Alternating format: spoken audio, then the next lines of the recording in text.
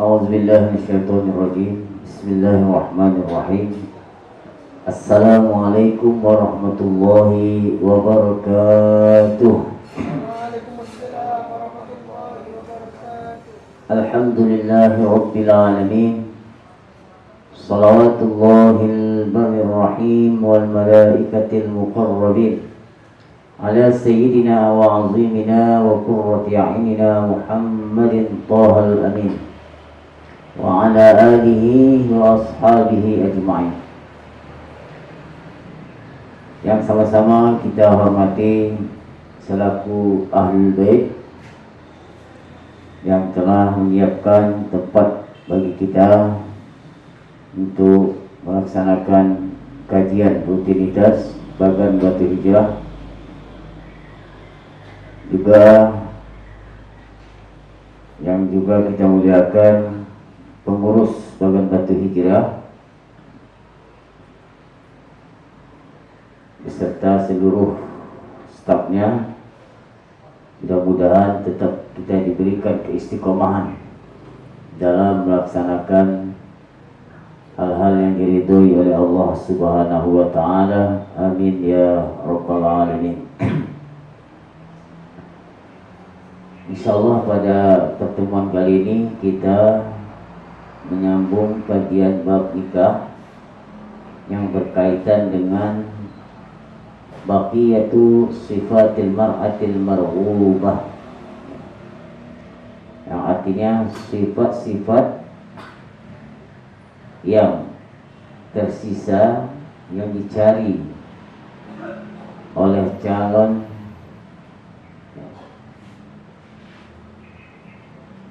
istri.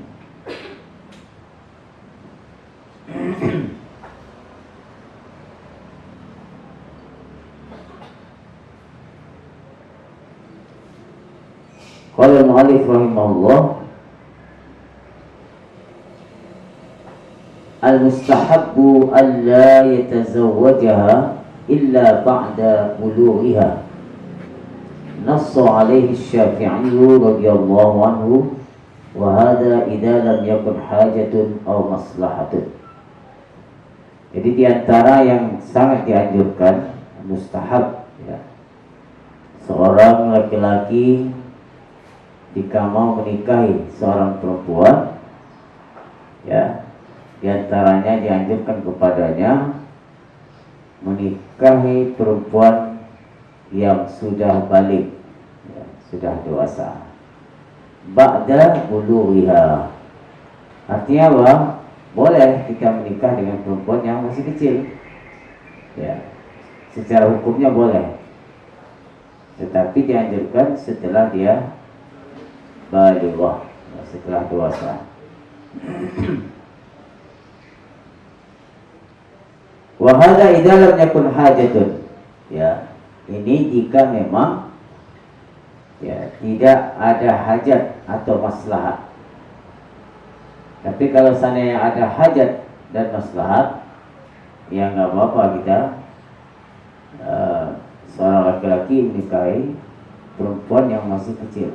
Misal ada seorang perempuan yang masih kecil, tapi dia punya harta banyak, harta warisan dari orang tuanya itu, dan keluarganya sudah tidak ada lagi, tinggal dia sendirian, atau ada tapi nggak ada yang mau mengurus dia, maka dinikahkanlah dengan seorang laki-laki, ya, dengan tujuan supaya dia bisa mengurus harta perempuan yang kecil tadi. Makanya dia di saat itu, ya, tidak masalah dia menikah dengan perempuan yang kecil itu, walaupun belum balik.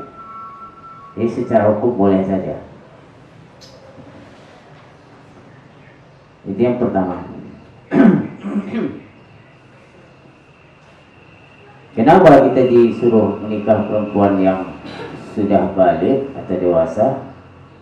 Ya, supaya nanti tidak kekanak-kanakan.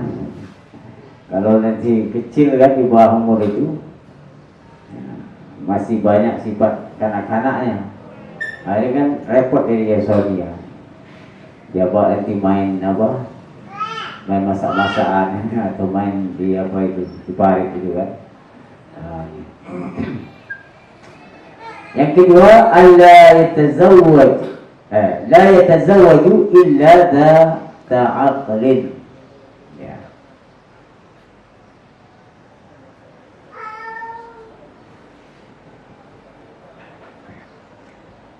Hendaklah atau hendaknya seorang laki-laki itu menikah perempuan yang zata aqlin, yang cerdas,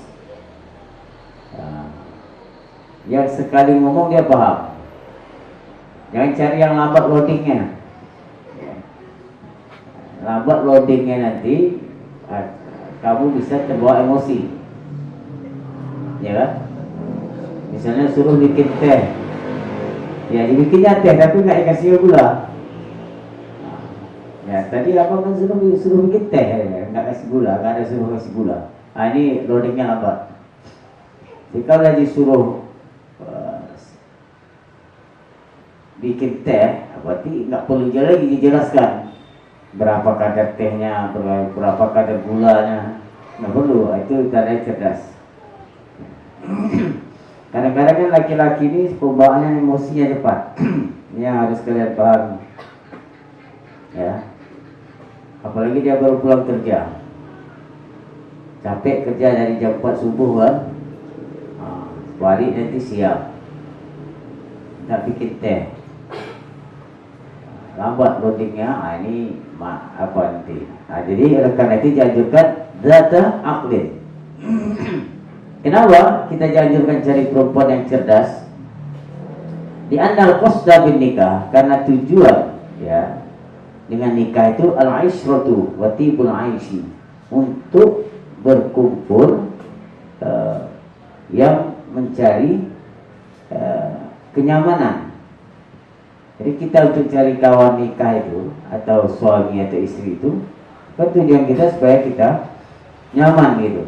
Tapi kalau menambah masalah, hendaknya kita sendiri dulu kan. Nah, sendiri kan enak, tak ada yang melarang ke sana ke sini, kita enak pergi. Nah, jadi dengan adanya pernikahan itu, di antara tujuannya adalah itu tadi, ya, al-aishratu wa tibul aish, untuk mencari ketenangan. Ya, kalau selama ini baju nggak jelas siapa yang nyuci, ya, makan yang kadang nggak jelas, mandi pun kadang mandi kadang tidak jelas. Kalau ada suami, ada istri, dia nanti bisa mengontrol suaminya. Ini suami bajunya kotor, ini suami saya belum mandi, diingatkan dan seterusnya. Itu diantaranya itu tadi. Makanya cari perempuan yang cerdas. Tidak harus cerdas sekali, ya, yang penting nggak lambat lah loading, disuruh paham gitu. Jadi kalau misalnya disuruh, bahkan tidak disuruh dia dah paham. Pagi dia sudah siapkan keperluan suaminya kan. Kalau dia tahu suaminya kerja di mana, kerja di kantor misalkan, atau kerja di suatu tempat, dia dah tahu apa yang disiapkan, apa yang dibutuhkan untuk suaminya.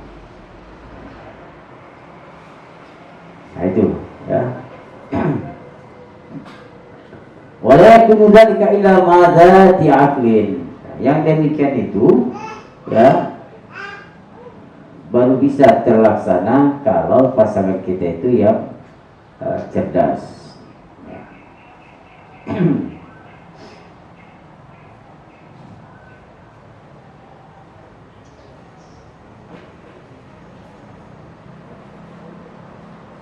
Kemudian yang ketiga, yustahabu lahu an yatazawwajal waluda al-wadud. Ya.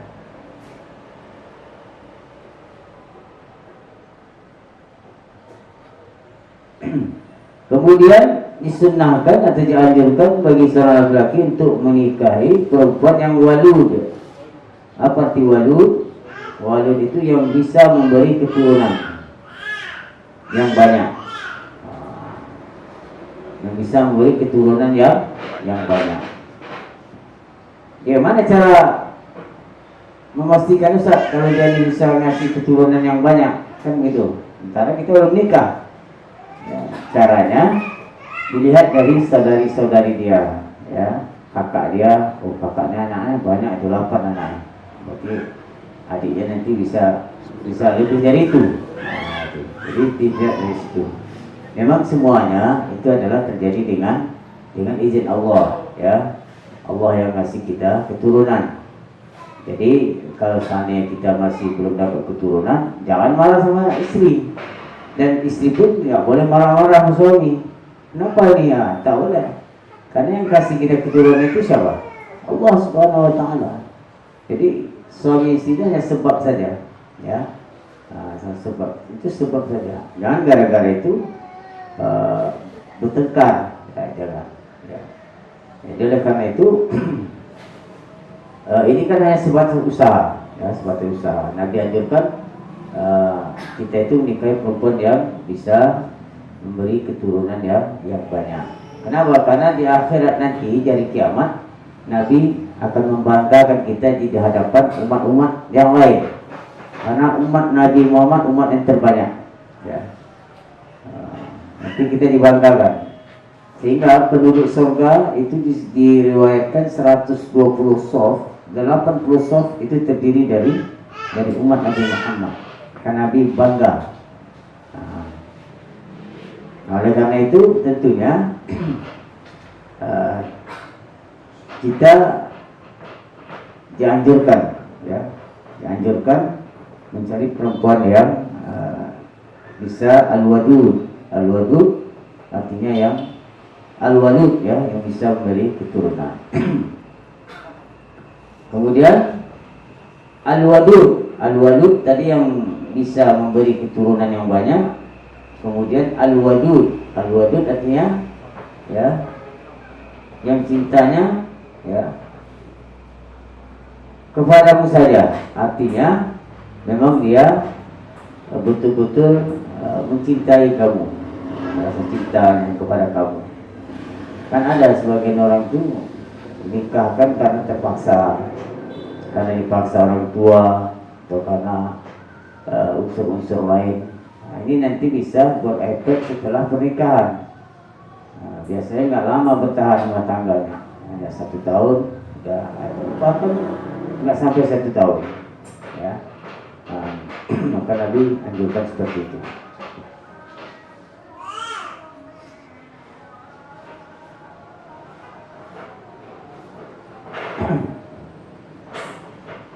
Kemudian disebutkan sauda walud khairun min hasana wa aqim. Ya. Perempuan yang hitam legam, ya. Tapi bisa memberi keturunan yang banyak, itu khair, lebih baik, ya. Dari hasna'u aqim. Cantik tapi aqim, ya. Dia tidak bisa memberi keturunan atau mandul, ya. Nah, itu. Kemudian istahabu qawmuha waludan wa yurafu qawmul bikir waludan bi aqaribiha wadudan bi khabari tazawwadul waluda al walud fa inni mukathirun bikumul umam yaumal qiyamah. Kata Nabi, nikahlah kamu dengan perempuan yang bisa memberi keturunan yang banyak, yang cintanya kepada kamu, ya. Fa inni, maka sesungguhnya aku mukathirun bikumul umam, membanggakan kalian di hadapan umat-umat yang lain karena kalian jumlahnya banyak di hari kiamat.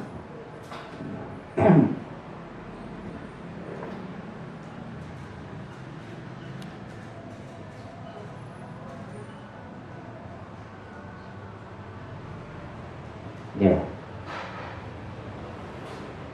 Kemudian istahabu an takuna nasibatan. Juga dianjurkan, ya, seorang laki-laki untuk menikahi perempuan yang nasibah. Nasibah itu yang baik nasabnya, ya, leluhur dia baik-baik, ya, kakeknya orang baik, bapaknya orang baik, ya, sampai ke atas-atasnya keturunan orang-orang baik. Nah, itu itu kita dianjurkan mencari seperti itu kalau misalnya dapat, ya. Tapi kalau nak cari lengkap semuanya tadi agak repot kan, apalagi di zaman sekarang ini. Tapi diusahakanlah dulu, terutama yang belum nikah nih ya. Kalau yang sudah nikah ya sambil survei aja dulu, jangan langsung ya, nanti marah istrinya. Sambil survei kan, oh ini nama masuk nih ya, disimpan aja. Tapi kalau yang belum nikah, dianjurkan apa ini, kisi-kisi yang saya sebutkan tadi ya sebelum nikah. Ya. Kenapa?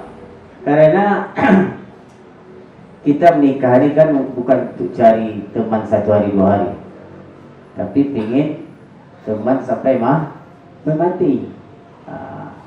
Jadi sebelum terlanjur maka disurvei betul Bang Jul, ya. Disurvei, ibarat orang mau beli lahan itu, ya, bukan hanya sekedar lihat lahannya saja, tengok surat menyuratnya, ya. Sempadan tanah itu dilihat juga, ada sengketa atau tidak, surat-suratnya juga ditengok kan.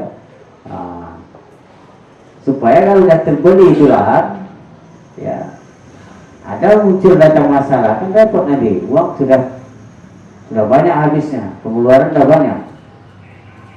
Jadi oleh karena itu kata Nabi dalam hadisnya, takhayyaru linutfikum wankihul akbar wa ankihu ilaihi. Pilihlah, kalau bahasa sebenarnya, pilihlah lahan kalian yang subur, ya. Linutfikum, nutfah, ya. Nutfah itu kan asal artinya air sperma. Nah, tapi ini maksudnya apa? Kalian pilihlah lahan yang subur, yang bagus untuk kamu bisa bercocok tanam di situ. Paham itu ya maksudnya ya? Nah, jangan cari lahan yang sengketa, ya, yang tak jelas, surat menyuratnya nggak jelas. Cari yang jelas.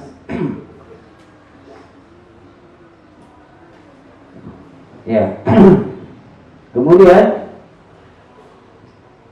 tunkahul mar'atu li jamaliha, khabaril hakim khairun nisa'i man tasurru idza nazarta wa tuti'u idza amarta. Jadi kalau bisa juga, kalau dapat, ya, dari perempuan yang di samping sifat-sifat baik tadi juga di jamaliha, fisiknya juga bagus, ya, fisiknya juga bagus. Kenapa? Di sini disebutkan man tasu idza nazarta.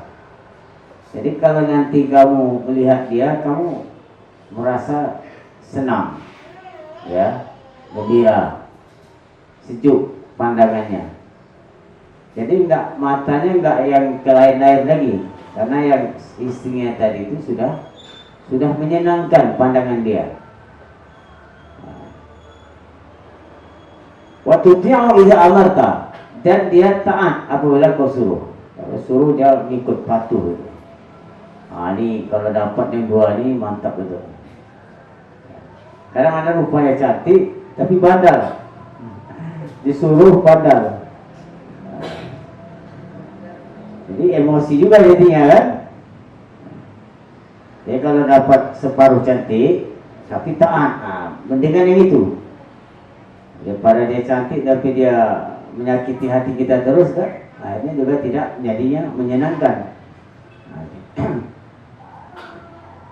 Itu dia.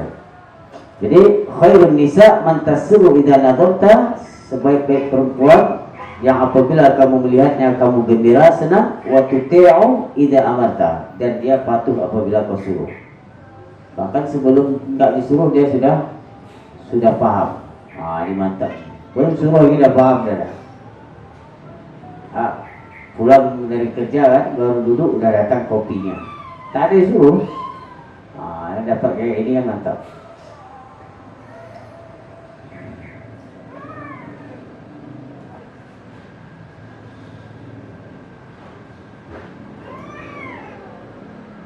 Kemudian di sini disebutkan juga yustahabu ay tazawwaja jamilatan urfan 'inda al-'allamah ar-Ramli. Jadi menurut Imam Ramli, menikahi perempuan yang cantik itu cantik menurut siapa? Urfan, menurut secara uruf, secara umum. Ya.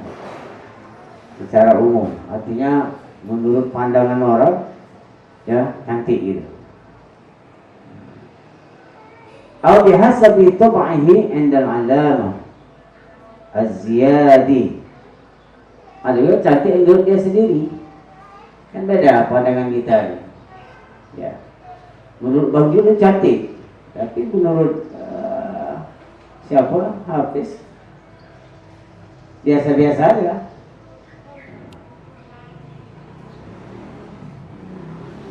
Nah, di sini ada perbedaan. Ya. Nah, jadi kalau cantik itu berarti relatif dia, ya. Tergantung yang kau pandang lah, selera masing-masing.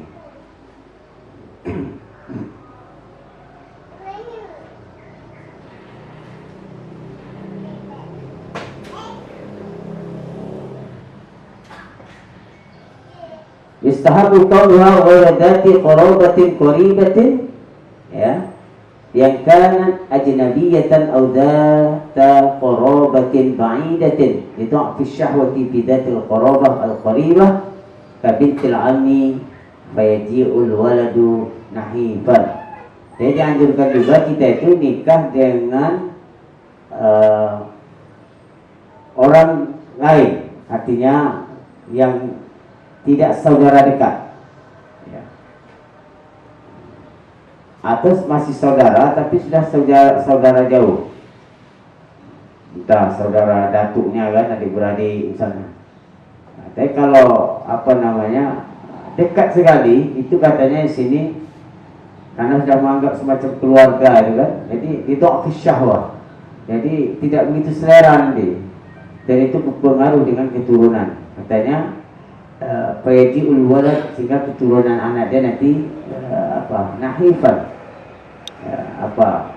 EQ-nya lemah, kemudian fisiknya tidak subur, tidak segar, itu kurus. Itu kenapa? Karena itu tadi ya, ditokfi syahwah. Jadi misalkan kalau nikah itu walaupun masih saudara, tapi saudara yang sudah jauh. Jangan zata qarabatin qaribah.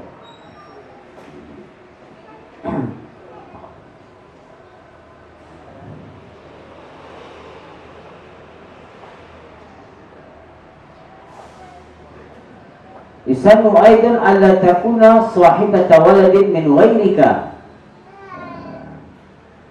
Jadi dianjurkan juga kamu menikahi perempuan yang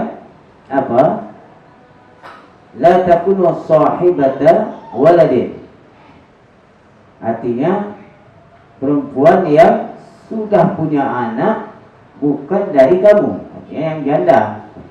Ya, jadi kalau bisa nikah itu dengan perempuan yang tidak janda atau masih perawan.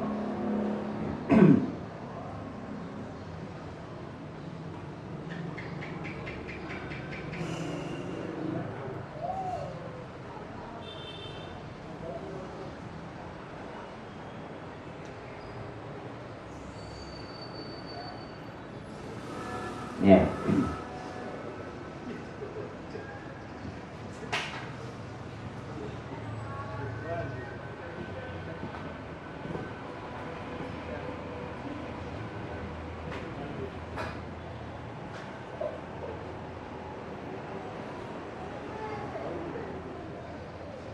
Yang terakhir, ya, yang terakhir sebutkan sini, la tatazawwaj khamsan syahbaratan, ya. Artinya jangan kamu menikahi perempuan yang 5 ini, sifatnya yang 5 ini. Pertama, wahia az-zarqa. Az-zarqa, apa itu az-zarqa? Nanti dijelaskan, ya. Kemudian az-zarqaul badiyah wala lahbaratan وهي للطويلة المهزولة ولا نهبرة وهي العجوز المدبرة.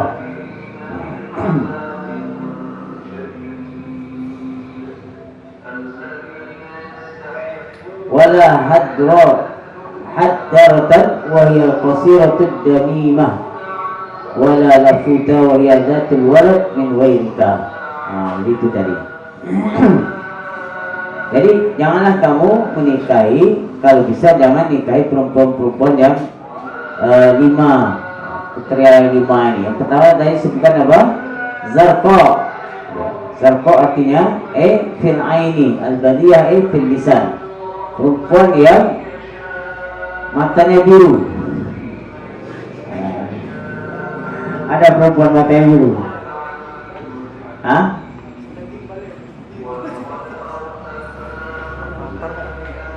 Nah, apa hikmah ini? Kenapa apa namanya? Kurang bagus ya, yang biru ini. Entah mungkin syahwatnya tinggi dan apa kan? Allah alam. Al-badiyah, kemudian lidahnya yang senang apa bahasa kita? Cerewet ya. Banyak ngomong. Suaminya baru satu kata ngomong dia ada 10. Itu jangan. Ini gimana cara mengetahui Zat?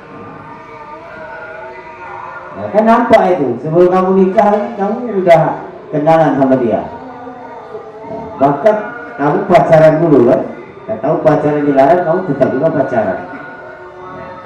Kau angkut juga anak orang itu, undangan. Padahal belum nikah, udah kayak suami istri. Jadi kamu udah tahu sebagai sifatnya. Ya beda kalau orang dulu nggak ada pacaran, nggak ada teleponan, nggak ada WhatsApp dan seterusnya. Ya, dan nikah pun tahu. Bahkan orang dulu nikah itu tak kenal lagi wajahnya. Banyak-banyaklah berdoa. Tak bagus tanda ya. Nah, sekarang kan dah luar biasa, bisa dicek. Ada ini langsung dicek. Tengok Facebooknya, tengok Twitternya, nampak foto-fotonya dan seterusnya. Itu gampang. Untuk mengetahui zaman sekarang lebih gampang. Nah, kemudian apa lagi? Zarqa al-badiyah wala lahbatan. Lahbatan artinya wahiyat tawilatul mahzulah. Perempuan yang tinggi dan kurus. Tinggi bagus tinggi tapi kurus, tulang semua misalnya. Wala nahbaratan hiya al-ajuz al-mudbirah.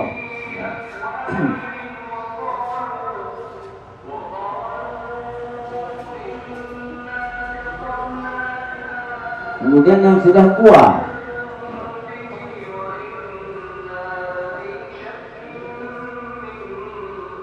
Tua betul, ajuz.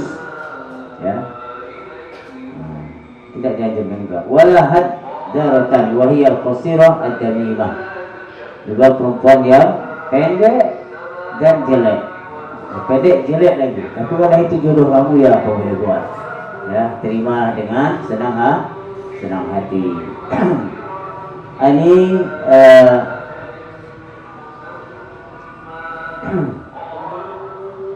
apa namanya? Al-muksirah lil hadari al-kalam fi ghairi mahallih al-jamimah bizali muhmalah wa yaqbiha fi surah. وهذه للمرأة لذلك أن تختار الرجل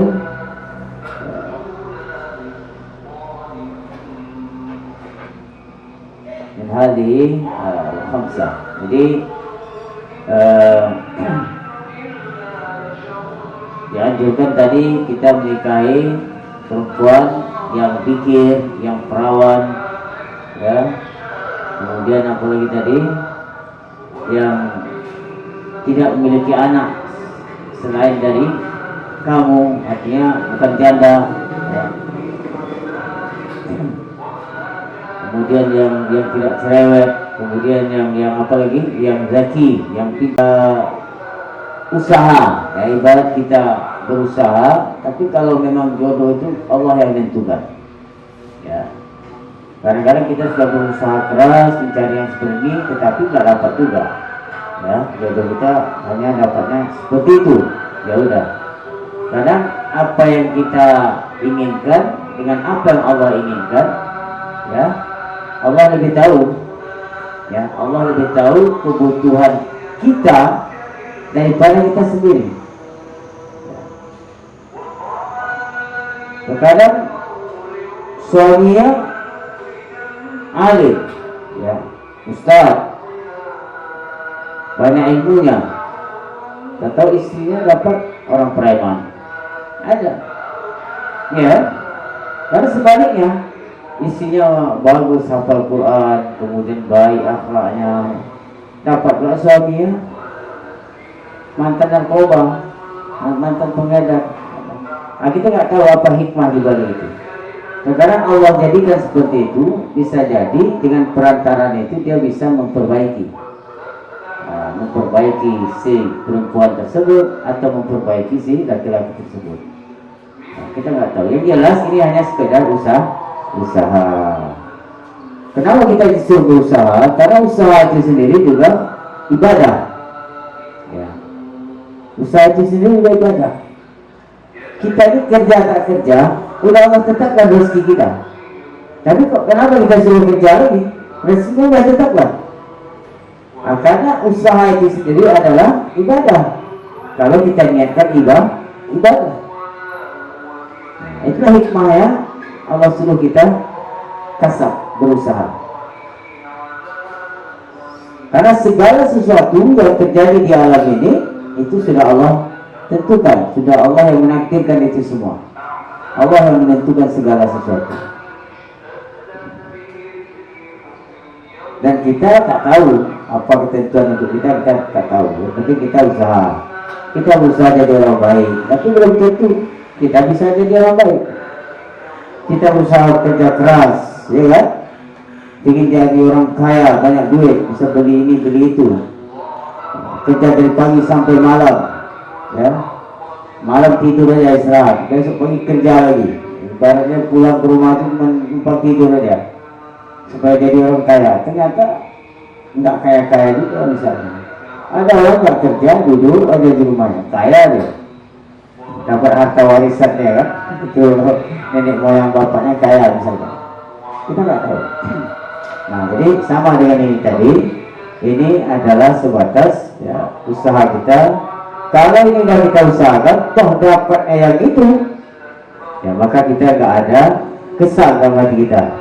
Sama dengan kita berobat ketika sakit, kita sudah berjuang berobat ke sana sini, ya ternyata meninggal juga.